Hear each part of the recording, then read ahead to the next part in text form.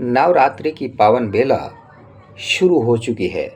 दीप, धूप और माँ के जयकारों से वातावरण गूंज रहा है। भक्त अपने अपने घरों में कलश की स्थापना कर रहे हैं और हर मन में एक ही आह्वान है। लेकिन क्या आप जानते हैं कि नवरात्रि की दिव्य शुरुआत कैसे होती है? माँ शैलपुत्री यानी पर्वत राज हिमालय की पुत्री, जिन्होंने अपने अटूट धैर्य और दृढ़ संकल्प से भगवान शिव को पुनः प्राप्त किया। माँ शैलपुत्री केवल शक्ति का ही नहीं बल्कि संयम और साहस का भी प्रतीक है। आज के इस प्रथम नवरात्रि में हम आपको सुनाएंगे माँ शैलपुत्री का दिव्य स्वरूप और उनकी कथा, जिनके बारे में पहले शायद विस्तार से नहीं सुना होगा। तो आइए भक्ति भाव से जुड़ते हैं शैलपुत्री देवी माँ की कथा से। एक समय की बात है, देवताओं और ऋषियों के बीच यज्ञों और अनुष्ठानों की परंपरा प्रचलित थी।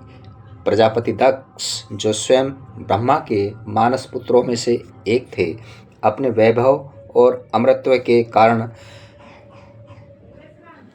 एक भव्य यज्ञ का आयोजन किया। उस यज्ञ में समस्त देवताओं, ऋषियों, मुनियों, गंधर्व, अप्सराओं को आमंत्रित किया गया। चारों दिशाओं से दिव्यजन उस यज्ञ में सम्मिलित हुए। यज्ञशाला में आकाश से पुष्पों की वर्षा हुई और वैदिक मंत्रों की ध्वनि गूंज रही थी। परंतु इस यज्ञ में एक व्यक्ति को बुलाया नहीं गया, भगवान शिव।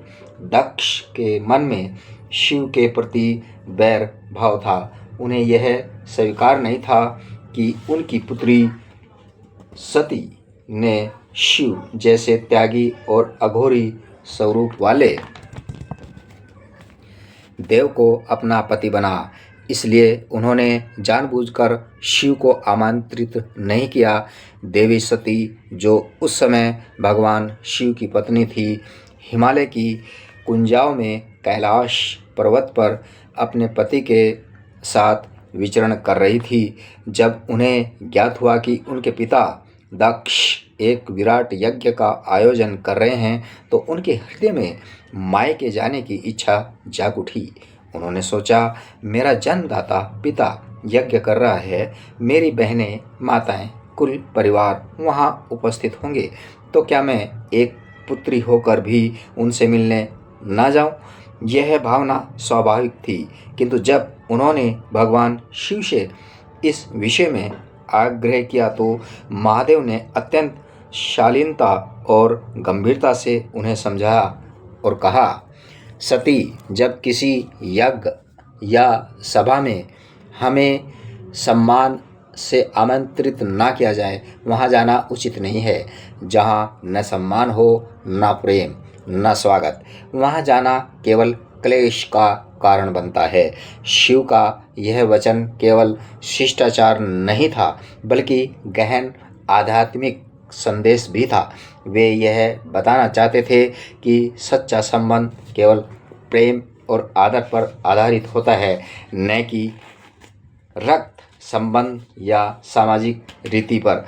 किंतु सती का मन परिवार और पिता की ओर खिंचता रहा। वे सोचती रही, भले ही उनके पति को आमंत्रित ना किया गया हो, लेकिन पुत्री को पिता के घर जाने से कोई रोक नहीं सकता। शिव ने पुनः उन्हें समझाने का प्रयत्न किया, हे सती, वहां जाकर तुम्हें केवल दुख ही मिलेगा।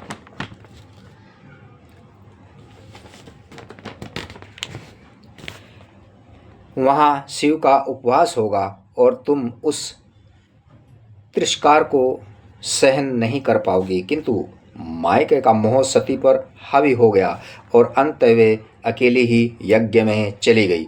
जब सती यज्ञशाला पहुंची, वहां का दृश्य उनके लिए असहनीय था। वहां देवता, ऋषि, मुनि वहां उपस्थित थे, किंतु उनके प्रियतम शिव का कहीं नामो निशान नहीं था। वे यज्ञ का भागी नहीं बनाए गए थे और इससे भी बढ़कर उनके पिता दक्ष और अन्य लोग शिव का उपहास कर रहे थे, उन्हें नीचा दिखाने की कोशिश कर रहे थे, नीचा दिखा भी रहे थे।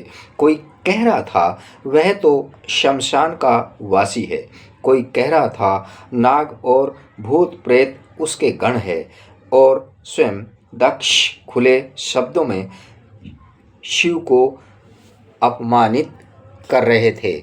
सती का हृदय यह दृश्य देखकर जल उठा। उनके कानों में हर शब्द बाण की तरह चुभ रहा था। उन्होंने सोचा, क्या यह वही सभा है जहाँ मेरे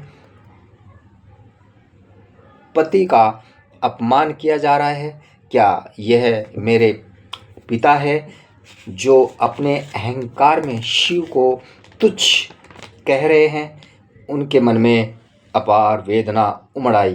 वे क्रोधित होकर खड़ी हो गई और पूरे यज्ञ मंडप को संबोधित करते हुए बोली, हे देवताओं और ऋषियों, जिस सभा में मेरे पति शिव का अपमान हो रहा हो, उस सभा में मेरा रहना पाप है। मेरा यह शरीर मेरे पति का है और जहाँ उनका अपमान होता है वहाँ इस शरीर को रखना अधर्म है। मैं इस शरीर को त्यागती हूँ। इतना कहकर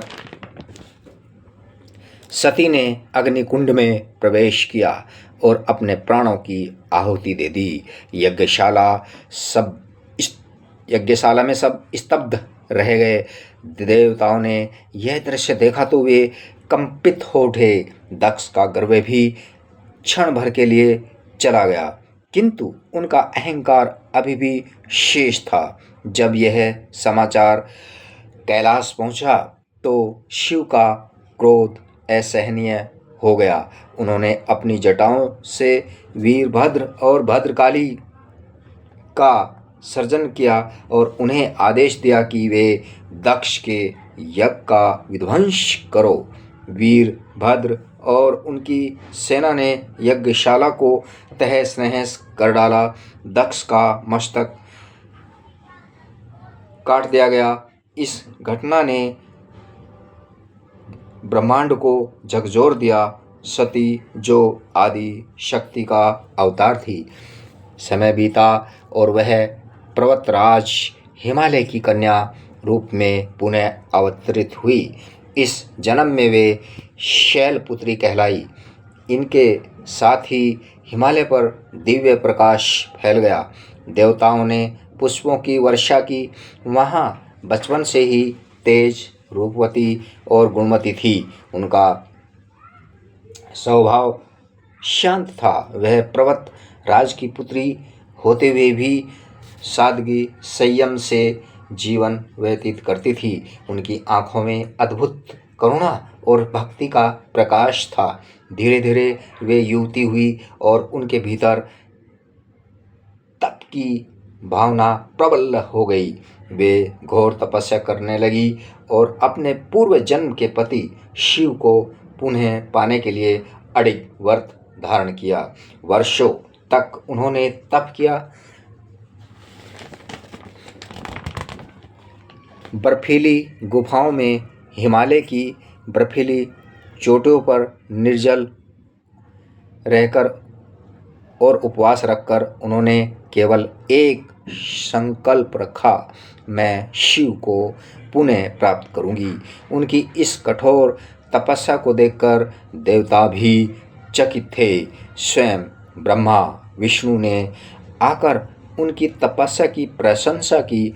अंततः उनकी भक्ति और तप से प्रसन्न होकर महादेव प्रकट हुए और उनके पुनः अपनी अर्धांगिनी स्वीकार किया। इस प्रकार आदिशक्ति ने जन्म लेकर शिव से पुनः मिलन किया। शैलपुत्री की कथा केवल एक पौराणिक कथा नहीं, यह गहन आध्यात्मिक संदेश भी देती है। यह सिखाती है कि आत्मसम्मान से बढ़कर कुछ नहीं है। संसार आपके प्रियतम का आपके सामने अपमान करे तो उसे सहना अधर्म है। सती ने बताया, आत्मसम्मान ही सच्चे जीवन का आधार है। शैलपुत्री का अवतार यह सिखाता है कि धैर्य और तपस्या के बल से साधक पुनः अपने ईश्वर को पा सकता है। माँ शैलपुत्री की उपासना नवरात्रि के प्रथम दिन होती है। तो दोस्तों, आपने देखा कि किस तरह से ये नवरात्रि का प्रथम दिन मनाने का रिवाज चला और ये रीति परंपरा चलती रही है, और इसके पीछे का रहस्य और इसके पीछे की कहानी आपने पुरुषोत्तम गंधर्व वीडियो में देखी और सुनी। तो इस प्रकार के और भी बहुत से रोचक किस्से हैं, रोचक कहानियाँ हैं, जिन्हें आप पुरुषोत्तम गंधर्व चैनल में देखेंगे और सुनेंगे, जिनसे आपका मनोरंजन तो होगा ही, साथ में जानकारी भी मिलेगी। तो देखते रहिए पुरुषोत्तम गंधर्व चैनल।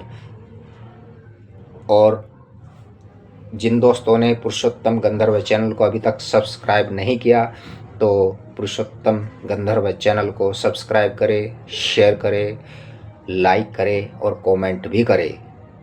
थैंक यू, धन्यवाद।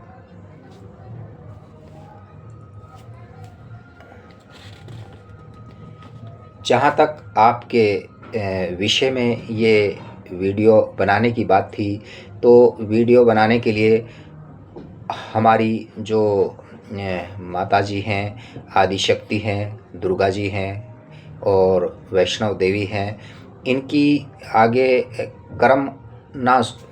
कर्म से बहुत सी वीडियो आप देखेंगे और इन वीडियो का आनंद भी आप लेंगे। और इसके लिए आपको वीडियो शुरू से अंत तक, आरंभ से अंत तक देखनी होगी। कहते हैं कि गरुड़ पुराण में बताया गया है कि कोई भी सत्संग हो या कथा हो, यदि हम उसे आरंभ से अंत तक देखते हैं और सुनते हैं, उसका आनंद लेते हैं, तो हमें उसका पुण्य मिलता है, फल मिलता है और हमारा लाभ होता है, इस लोक में भी और परलोक में भी। तो ये धार्मिक आध्यात्मिक जो वीडियो बन रही हैं और इनका जो देखना और सुनना है वो आदि से अंत तक, यानी शुरू से आखिरी तक ज़रूरी है। और कोई भी वीडियो है, आप आदि यानी शुरू से और आखिरी यानी अंत तक देखेंगे, सुनेंगे, तो उसका जो रस है, उसका जो आनंद है, उसका जो रहस्य है, उसका जो रोमांच है, वो आपको मिलता रहेगा। और ये आप खुद भी महसूस करेंगे। और यदि आपको वीडियो अच्छी लगती है तो आप लाइक भी कर सकते हैं, कमेंट भी कर सकते हैं, शेयर भी कर सकते हैं ऐसी वीडियो को जो आपको देखने सुनने में अच्छी लगती है। ये हमारा आपसे अनुरोध है कि आप ऐसी वीडियो जो आपको बेहद पसंद आ जाए, और आप चाहते हैं कि ऐसी वीडियो हम आगे लगातार बनाते रहें, ताकि आपका भरपूर मनोरंजन होते रहें और आप उन वीडियो से कुछ सबक, सीख या पाठ सीख रहे हों, तो हम ज़रूर मेहनत करेंगे। और कभी भी मेहनत का फल मीठा होता है, ये सुना आपने भी होगा। तो मेहनत बहुत करनी होती है वीडियो बनाने के लिए, और वीडियो को मनोरंजक बनाने के लिए तो और भी ज़्यादा मेहनत करनी पड़ती है। तो इस मेहनत का जो स्वाद है, उसका जो कहना चाहिए कि उसका जो रस है, वो श्रोता यानी दर्शक ही ले सकते हैं।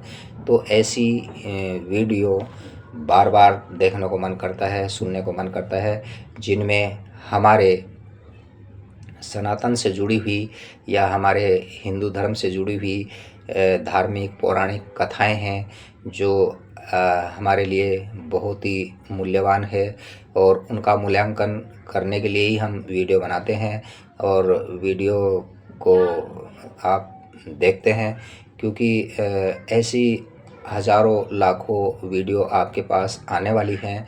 ये एक छोटी सी शुरुआत है और शुरुआत में आपको कैसा लगता है ये तो आप ही बताएंगे वीडियो देखने के बाद, सुनने के बाद।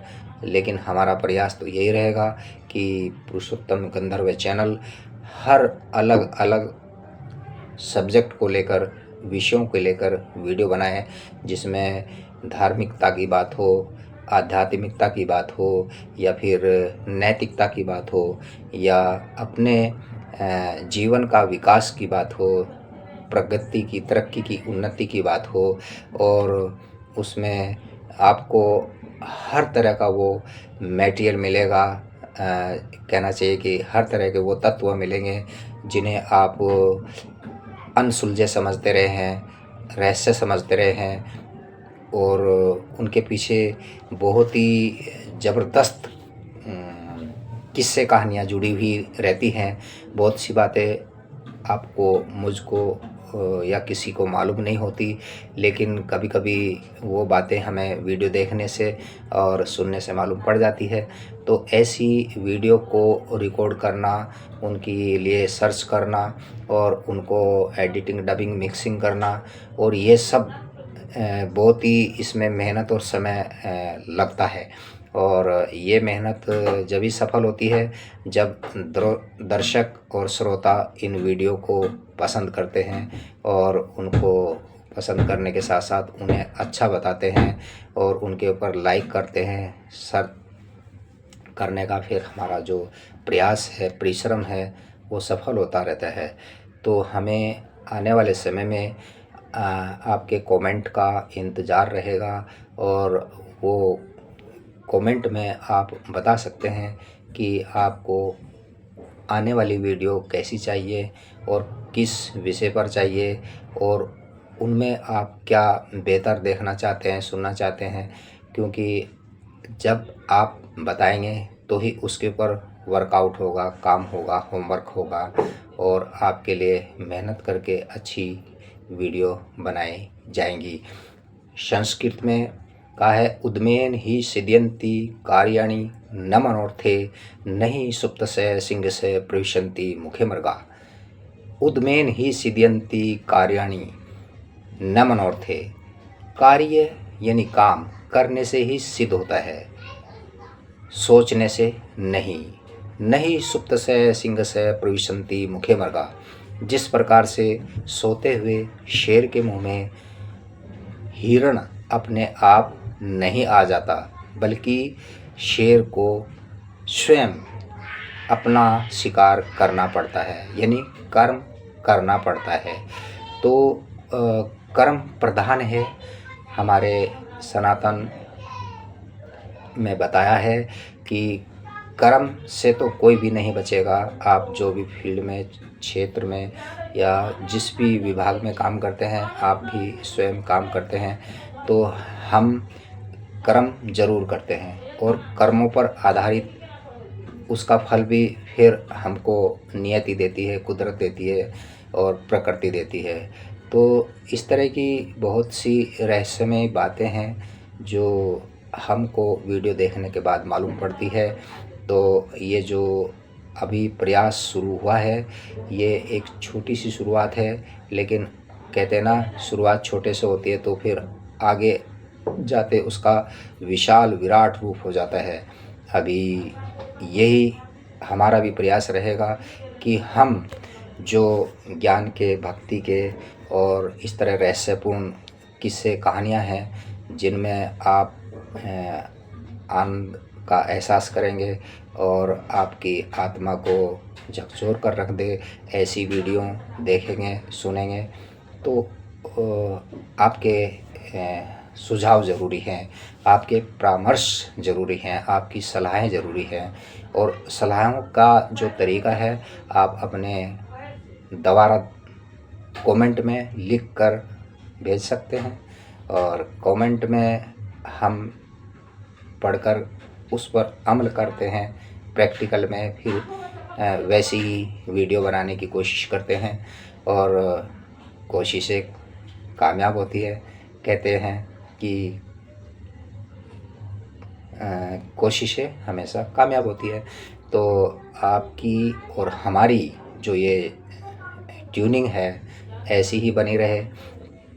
मैं आपको खुशखबरी देना चाहूँगा कि पुरुषोत्तम गंधर्व चैनल को भारत में, पाकिस्तान में, बांग्लादेश में, श्रीलंका में और सऊदी अरब में और दुबई में देखा जा रहा है, सुना जा रहा है।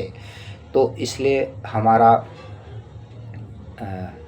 धर्म ये है या हमारा कर्तव्य ये है कि हम विश्व स्तर पर वर्ल्ड वाइड अपने चैनल में ऐसी अच्छी बातें लेकर आएँ या मनोरंजक वीडियो बनाएं जिनसे हमारा जो परिवार है बढ़े, देखने वालों का, दर्शकों का, और उसमें हमें और भी ज़्यादा आनंद आएगा और आपको भी आएगा कि ये जो हमारी कोशिश रही है वाकई ये सफल रही है।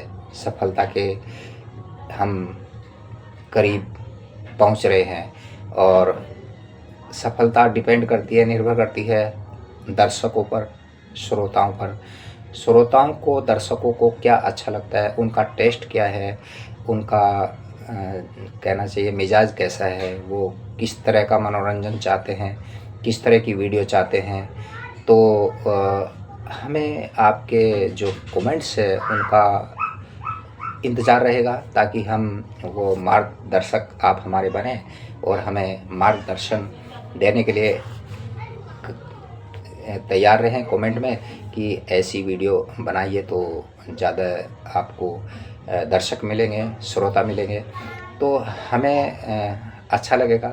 हम दिल से, तहे दिल से आपके कमेंट्स का, आपके सुझाव का, आपके विचारों का स्वागत करेंगे, अभिनंदन करेंगे, वेलकम करेंगे, क्योंकि ये जो हम वीडियो बनाते हैं ये आपके लिए ही बनाते हैं और आपका यदि मनोरंजन हमारी वीडियो से होता है या उससे कोई आपको जानकारी मिलती है तो इससे फिर हमें लगता है कि हमारी मेहनत सफल हो रही है और हमारा मनोबल बढ़ता है, यानी हमारा सेल्फ कॉन्फिडेंस बिल्डअप होता है और हम आगे कॉन्फिडेंस के साथ आपके लिए बेहतर वीडियो बनाने की कोशिश करते हैं ताकि वर्ल्ड वाइड लेवल पर, यानी पूरी दुनिया में, होल वर्ल्ड में, संपूर्ण संसार में ये पुरुषोत्तम गंधर्व चैनल जो है